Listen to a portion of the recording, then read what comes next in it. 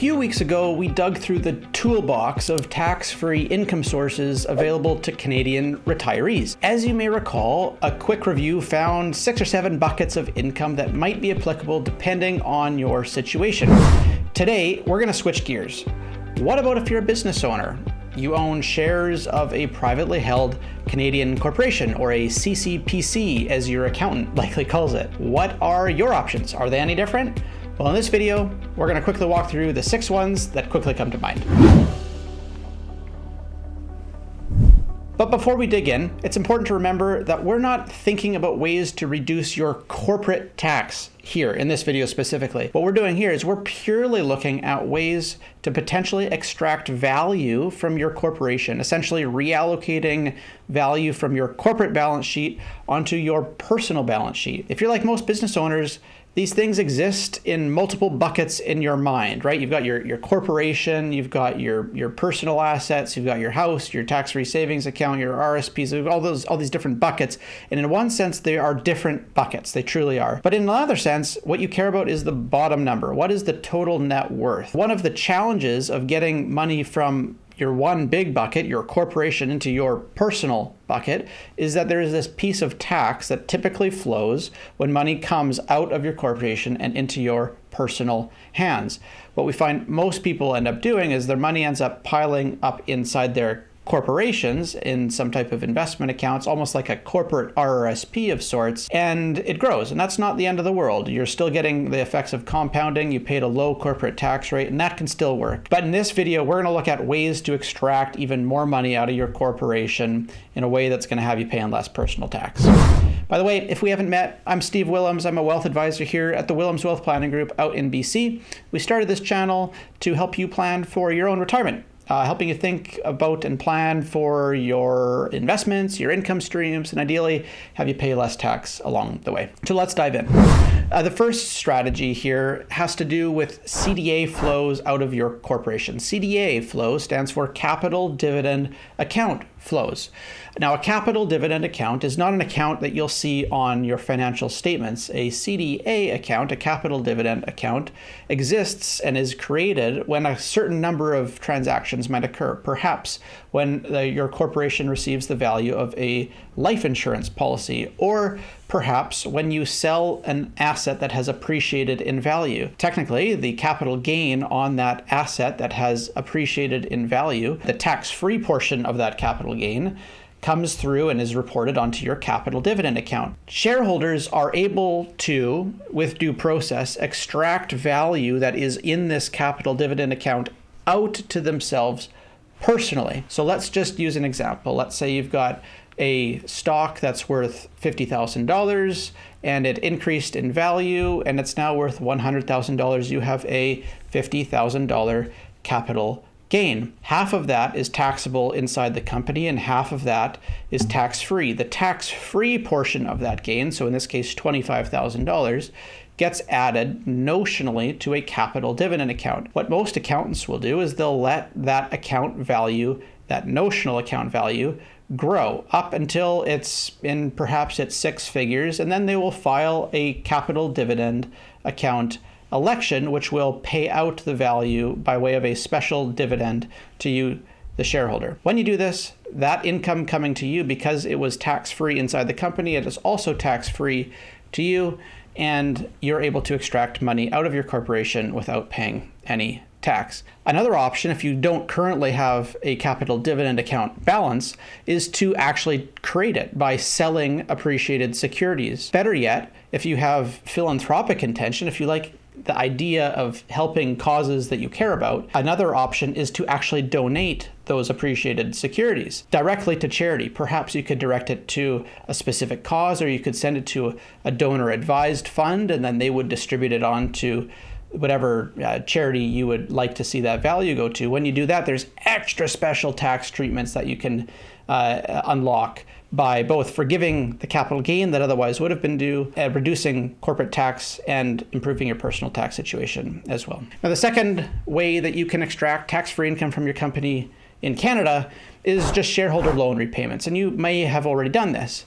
So anytime a person puts money into their company, they're able to have that money returned back to them tax-free. You're putting after-tax personal dollars into the company. That gets tracked by your bookkeeper, your accountant. If you ever build up a shareholder loan, that is a clean line item that you are able to withdraw and extract that value out of your company. Sometimes what some accountants will do is they'll pay out a dividend that is higher than the actual cash draws out of the company within a given year. And if that does occur, that is actually growing a shareholder loan balance as well. Future dollars that you can extract from the company tax-free.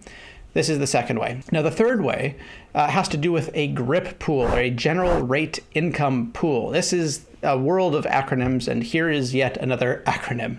A GRIP pool exists if your business had net income above the small business deduction. And so if your business was maybe a larger business and it was paying tax at the general corporate tax rate, then those businesses pay out eligible dividends. If you have a larger business and you are now paying out a eligible dividend, you personally could receive $55,000 or so, assuming you had no other income on your personal tax return in a given year. You could draw $55,000 of eligible dividend income without paying any personal tax in Canada. Now, the fourth is a spin on the exact same scenario. Let's say you have a smaller business. You don't have net income over that $500,000 threshold. You have a lower net income amount inside your corporation. You would then be paying out distributions from your company to you, the shareholder, personally. You'd be paying ineligible dividends. These are a different type of dividend that are then grossed up by the time they land on your personal income tax return. Well, if you're receiving ineligible dividends, you're able to extract roughly $25,000 or so of tax-free income. Again, why is it less? It's because in this case, your corporation paid less corporate tax on their share of that income. And so by the time it's coming to you personally have to pay less tax because your corporation already paid more tax. The idea of integration in Canada has it so that regardless of how you're taking your income, whether the income is coming to you from a big company paying eligible dividends or a smaller company paying ineligible dividends, the total amount of tax that's paid between the company and you personally is the same. That is the concept of integration. However, some people think differently about the dollars, and so they don't mind paying a little bit more corporate tax if it means they pay less personal tax. And this is an example of how bigger companies will allow you to pay higher amounts of eligible dividends versus ineligible dividends out for smaller businesses. Up next is a rare scenario. It probably only happens once in your life, if it happens at all, and it is the time when you go to sell your business.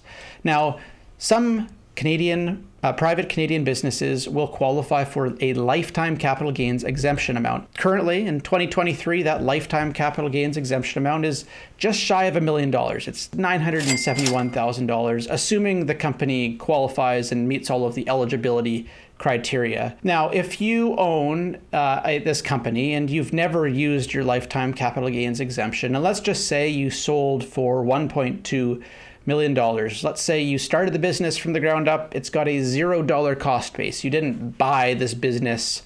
Your cost is essentially zero on it. Well, without the lifetime capital gains exemption, you'd essentially have another $600,000 of income added to your tax return in the year that you sold that business. But by applying the lifetime capital gain exemption of $971,000, you'd only be reporting gains of about $229,000, which would be the total amount of the gains. Again, capital gains, half of capital gains currently are tax-free in Canada. So that means you only have taxable capital gains of maybe $114,000, and a tax bill, again, if this was the only line of income that you had in the year of the sale, of just about $26,000. Again, off of a sale value of $1.2 million all the way down to a total tax cost of $26,000. That's a very, very, very low average rate of tax on the sale of a business. You've essentially been able to extract 98% of the value of the business out without you having to pay any tax. It's not quite free, but it's as close to free as you're probably going to get. If the sale value of the business is less than that, then obviously it could actually be entirely free. Now, the last way to extract cash tax-free from your company happens to do with using a health savings account or a health spending account to extract eligible medical expenses from your private corporation. So if you are an owner-operator and you own your business and you have yourself as an employee, you pay yourself a salary, and maybe you have one or two other staff, you can set up a health spending account. There is policy and regulation, tax guidance on how this needs to be set up. You need to be using a third party to fund this. There needs to be an insurance component to the strategy. Groups are available to help you kind of navigate the specifics.